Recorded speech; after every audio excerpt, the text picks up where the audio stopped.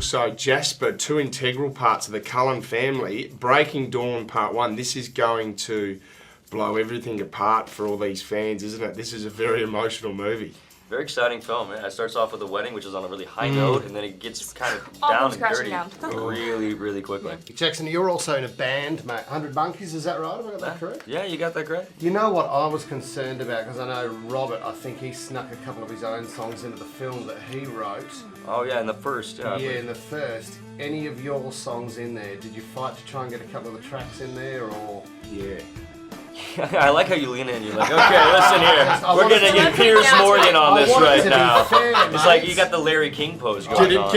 I like it. Is your back feeling okay? These are the hard-hitting questions. Yeah, I love it. I love it. Like a hardball. Did you present any of the songs? No, you know, it's one thing. I've always tried to keep my my different careers, separate but equal. So I'd never really pushed to have a 100 Monkey song, have a Twilight soundtrack, and honestly, our music is very far different.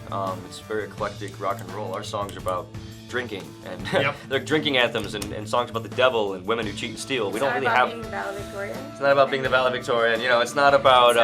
We're not songs about love. Actually, you wrote on Twitter the other day that Paris was incredible. You're blown away by the fans. How ridiculous does it get? What country's the craziest? I think Paris was really interesting to me because I love Paris. Who doesn't? But the fans there were just so polite. They were, they were like, oh.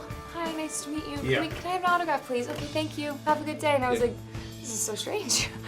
They were so polite. They're amazing. And then I think Sweden was one of the crazier venues that I was a part of because I think there was 9,000 people, and just the screaming and I feel like when you're in a group and when the larger the crowd, the crazier it gets because they kind of excite each other and I feel like it's.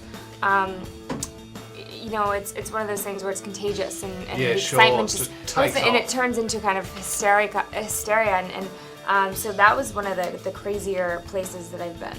Gee, I mean, it's obviously such a serious movie, but apparently you guys like to muck around a bit on set in between. Ashley, you're a bit of a prankster, we hear. Jackson, has she stitched you up ever before? I think one of the funniest and most ironic things is that, during the birthing scene, which is very dramatic. When they yelled cut, we just all burst out laughing and we're in hysterics because I think part of it is you have to. It's so serious and we're just like, what is going on? And we're just not used to dealing with situations like this. I feel like we haven't experienced it before in Twilight, so we're all kind of sitting there and because we're all kind of like a family, we're just like, this is, we're like scalpel. We need this. I was like, I feel like I'm part of Grey's Anatomy right now. Like, what is going on? It's impossible.